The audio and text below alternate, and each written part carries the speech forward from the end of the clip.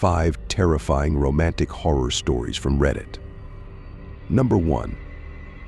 The Haunted Honeymoon.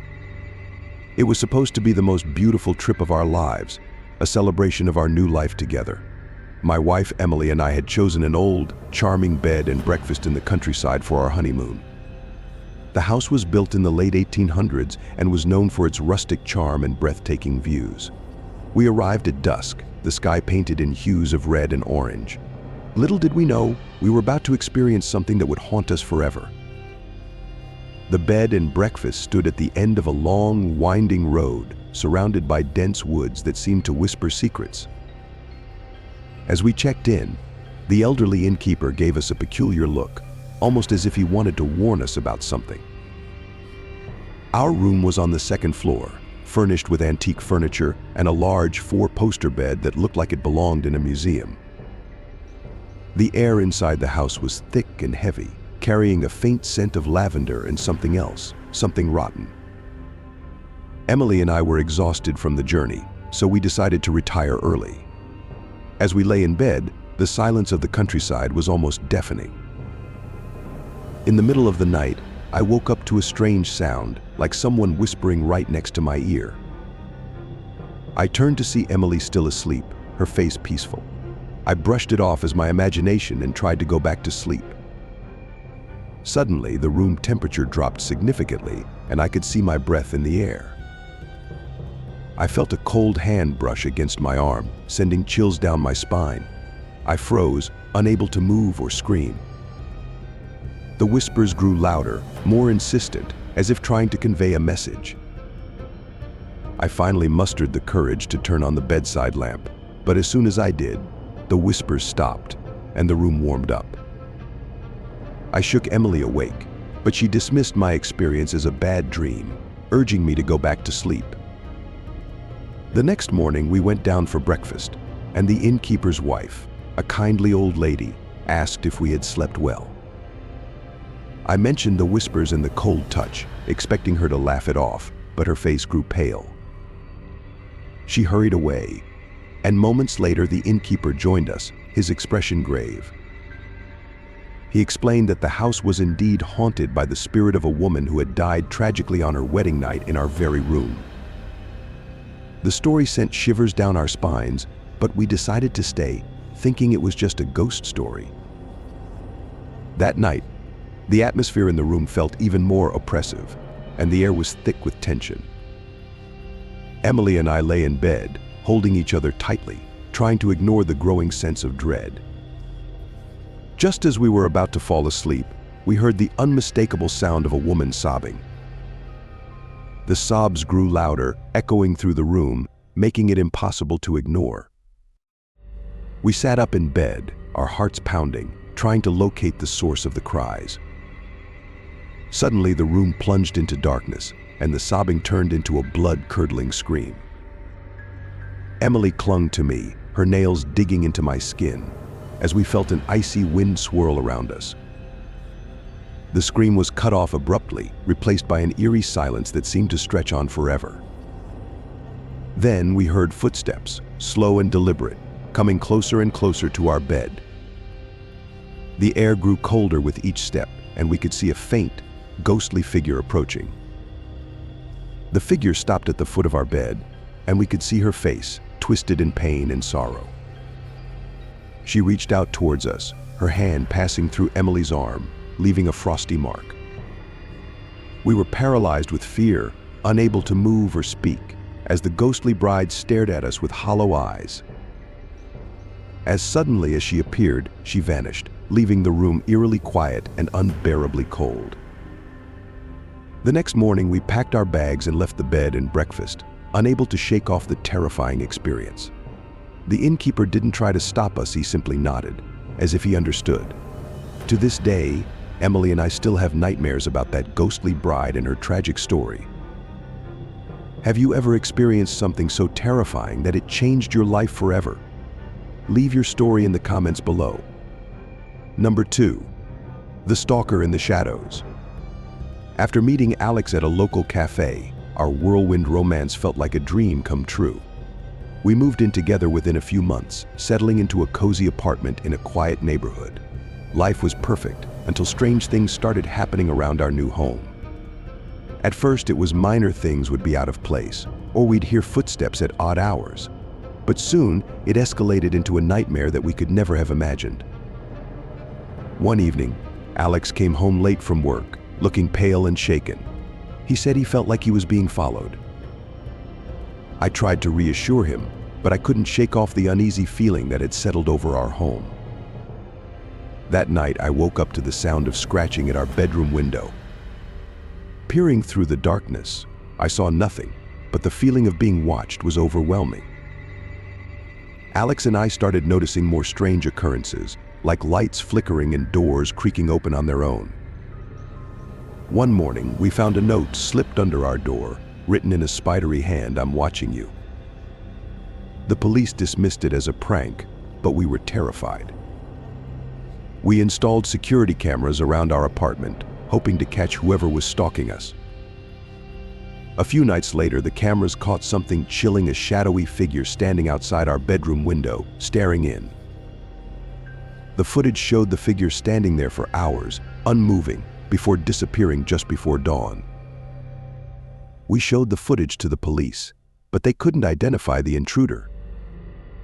Our once cozy apartment now felt like a prison, and we couldn't escape the sense of dread. Alex started coming home later, his face etched with worry lines. He confided in me that he felt the stalker was getting bolder, following him closer each day.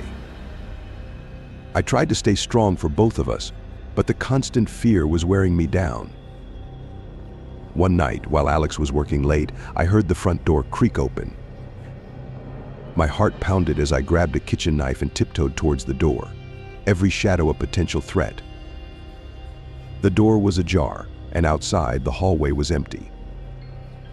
I shut the door and locked it, but the feeling of being watched lingered. Just as I was about to call Alex, I heard a whisper right behind me, "I'm here." I spun around, but no one was there. The whisper echoed in my mind, sending chills down my spine. When Alex finally came home, I told him what happened, and we decided to sleep with the lights on. The next morning, we found another note on our doorstep, "You can't hide from me." The police increased their patrols, but it didn't help. The stalker was always one step ahead. Alex started carrying a weapon for protection, and I never left the apartment alone. We were living in constant fear, our nerves frayed to the breaking point. One night, we heard a loud crash from the living room. We rushed out to find the window shattered and a rock lying on the floor. Attached to the rock was another note soon. We couldn't take it anymore and decided to stay at a friend's house for a few days, hoping the stalker would lose interest.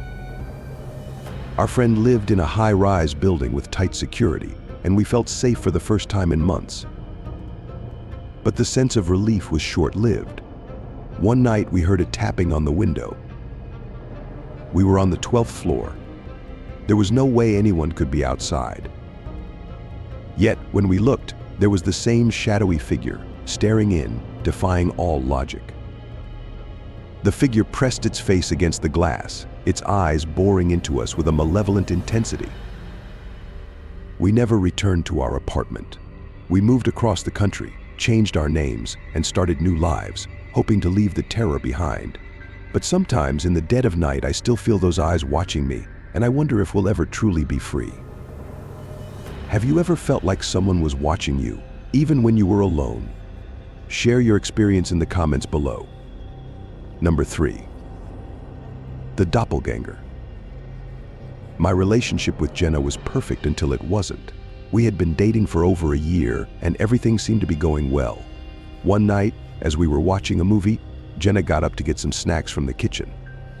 She was gone for a while, so I went to check on her. I found her standing in the middle of the kitchen, staring blankly at the wall. "Jenna," I called out, but she didn't respond. It was as if she couldn't hear me. I touched her shoulder, and she jumped, looking at me with wide, frightened eyes. "Are you okay?" I asked, and she nodded, but something about her seemed off. Over the next few days, Jenna started acting strangely. She was distant, almost like she was someone else. She would often stare into space, muttering to herself in a language I didn't recognize. One night, I woke up to find her standing at the foot of the bed, watching me sleep. Her eyes were wide and unblinking, and her face was twisted in a sinister smile.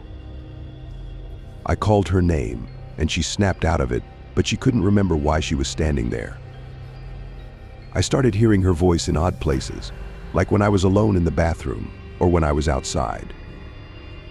Sometimes I would hear her calling my name, but when I went to her, she would be sound asleep or not even home. I began to feel like I was losing my mind, and I didn't know how to confront her about it. One evening, Jenna came home late, her clothes dirty and torn. She couldn't remember where she had been or what had happened. I was growing more frightened and decided to do some research. I came across stories of doppelgangers, evil twins that replaced the real person. The idea seemed ridiculous, but it was the only explanation that made sense. I decided to test her, asking questions only the real Jenna would know. She answered them all correctly. Yet the strange behavior continued, and I couldn't shake the feeling that something was very wrong. One night, I woke up to find her gone. Panicked, I searched the house and found her in the basement. She was standing in front of an old mirror, her reflection moving independently from her. The reflection grinned at me, its eyes glowing with an unnatural light. Jenna turned to me, her face blank, and said in a voice that wasn't hers, "You shouldn't have come here." I ran upstairs, locking the basement door behind me. I could hear her, or whatever it was, banging on the door, screaming to be let out. I called the police, but when they arrived, Jenna was back to normal, confused and scared. They thought I was crazy, but I knew what I saw.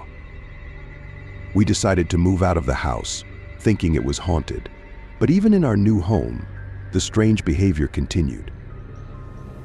I would find her standing in front of mirrors, her reflection doing things she wasn't. She would sometimes speak in that strange, otherworldly voice, saying things that made no sense. I was living in a constant state of fear, unsure if the woman I loved was truly Jenna or her doppelganger. One day, I came home to find a note on the table. "She's mine now." Jenna was gone, and I searched everywhere, but she was nowhere to be found.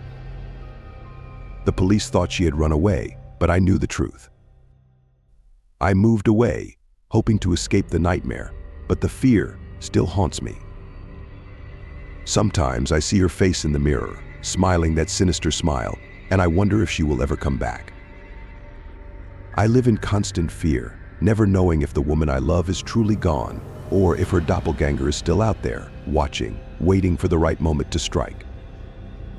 Have you ever felt like someone you knew wasn't really themselves? Share your story in the comments below. Let me know if you want me to continue with more stories, or if you have any specific changes in mind. Number 4. The possessed painting. When Michael and I moved into our new house, we were thrilled to discover an old attic filled with forgotten treasures.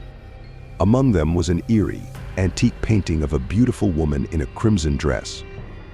The artist's signature was illegible, but the painting had an almost lifelike quality that drew us in. We decided to hang it in our living room, unaware of the malevolent presence it brought into our lives. The moment the painting was hung, the atmosphere in the house changed. The air felt heavier, and a sense of unease settled over us. Michael was fascinated by the painting and often found himself staring at it for long periods, entranced by the woman's haunting eyes. At night, we would hear soft whispers coming from the living room, but when we investigated, the room was empty. The woman's eyes in the painting seemed to follow us, no matter where we stood in the room. I started having vivid nightmares about the woman in the painting, her eyes filled with malice as she reached out to me. One evening, Michael mentioned that he felt a strange connection to the woman, as if she were trying to communicate with him. The more he stared at the painting, the more withdrawn and distant he became, losing himself in the woman's gaze. One night, I woke up to find Michael standing in front of the painting. talking to it in a language I didn't recognize. When I approached him, he turned to me with a vacant expression, his eyes glazed over. He didn't remember what he had been doing and seemed confused and disoriented. The whispers grew louder, filling the house with an ominous presence that was impossible to ignore. I began to see shadows moving out of the corner of my eye, always near the painting. Michael's behavior became more erratic. He would often disappear for hours, only to return with no memory of where he had been. One night I heard a loud crash and rushed to the living room to find the painting on the floor, its glass shattered. As I picked it up, a chilling coldness seeped into my bones, and I felt a presence behind me. I turned around to see Michael standing there, his face twisted in a sinister smile that wasn't his own. "She wants me," he said in a voice that sent shivers down my spine. "She wants to take me with her." I knew I had to do something before I lost him completely. I researched the painting's history and discovered it was cursed. The woman in the painting was a witch who had been executed centuries ago, her spirit trapped in the artwork. Desperate to save Michael, I sought the help of a local paranormal expert who confirmed my worst fears. The expert advised me to destroy the painting, but Michael refused, claiming it was his only connection to the woman. I tried to hide the painting, but it would always reappear in the living room, as if it had a will of its own. One night, I woke up to find Michael gone. I searched the house and found him in the attic, holding the painting and chanting in that strange language.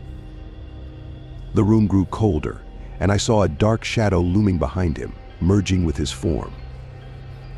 I screamed and grabbed the painting, smashing it against the floor with all my strength. As the painting shattered, Michael collapsed, the shadow dissipating into thin air. He woke up, confused and scared, with no memory of what had happened. The house felt lighter, and the oppressive atmosphere lifted, but the damage was done. Michael was never the same, his eyes haunted by the memory of the woman in the painting. We moved out soon after, hoping to leave the nightmare behind, but the fear still lingers. Sometimes I hear whispers in the dark, and I wonder if the spirit of the witch is still watching us. Even now, I can't shake the feeling that the witch's spirit is still out there, waiting for another chance to reclaim what she lost. Have you ever encountered an object that seemed to have a life of its own? Share your story in the comments below. Number 5. The Curse of the Ex. It all started when my ex-girlfriend Lisa showed up at our doorstep out of the blue. She looked disheveled and terrified, claiming that she was being haunted by a malevolent spirit. My current girlfriend, Sarah, was understandably upset by Lisa's sudden appearance, but we couldn't just turn her away. We let her stay in our guest room, not realizing the horror that would follow.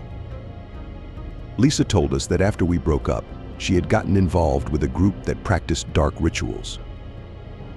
She believed that a spirit had attached itself to her during one of their ceremonies and was now tormenting her. Strange things started happening around the house almost immediately after Lisa moved in.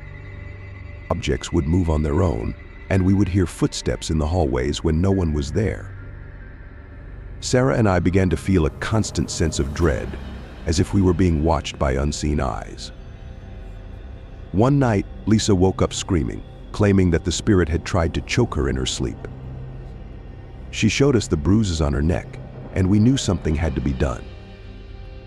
We reached out to a local priest who agreed to perform a cleansing ritual on the house. During the ritual, the priest seemed unnerved, his face growing pale as he recited his prayers. As he sprinkled holy water around the house, we heard a deep, guttural growl coming from the guest room. The priest advised us to stay together and keep our faith strong, but the fear was overwhelming. That night, Sarah and I were awoken by the sound of Lisa's voice, but it wasn't her usual tone. She was speaking in a low, raspy voice, saying things that made no sense. We found her in the guest room, her eyes black as coal, staring at us with a look of pure hatred. The temperature in the room dropped drastically, and we could see our breath in the air. Lisa's body convulsed, and she screamed, He's here before collapsing to the floor. The lights flickered, and a shadowy figure appeared in the corner of the room, its eyes glowing red. Sarah and I backed away, terrified, as the figure moved closer to Lisa, who was still unconscious. The figure seemed to be absorbing the light, making the room darker and more oppressive. The priest returned the next day and performed another ritual, but the figure remained. We were living in a nightmare, unable to escape the malevolent presence that haunted our home. Lisa's condition worsened, and she began to speak in tongues, her voice echoing through the house. The priest told us that the spirit was too powerful and that we needed to leave the house. We packed our bags and moved to a nearby hotel, hoping to find some peace. But the spirit followed us, and we continued to hear Lisa's voice even when she wasn't around. Sarah and I decided to confront the spirit directly, using the rituals we had researched. We gathered in the hotel room, lighting candles and reciting incantations, hoping to banish the spirit. The air grew thick with tension, and we could feel the spirit's presence growing stronger. As we chanted, Lisa's voice filled the room, screaming in agony as the spirit fought back. The candles flickered wildly, and the temperature plummeted, but we continued our ritual. Suddenly, the room was filled with a blinding light, and the spirit let out a final, ear-piercing scream before disappearing. Lisa collapsed, and we rushed to her side, praying that the spirit was truly gone. The hotel room was quiet, the oppressive atmosphere lifted, and we finally felt a sense of relief. We helped Lisa get the support she needed and made sure she never got involved with dark rituals again. Sarah and I returned home, hoping to rebuild our lives and leave the horror behind us. Even now, we can't forget the terror we faced and the spirit that almost destroyed us.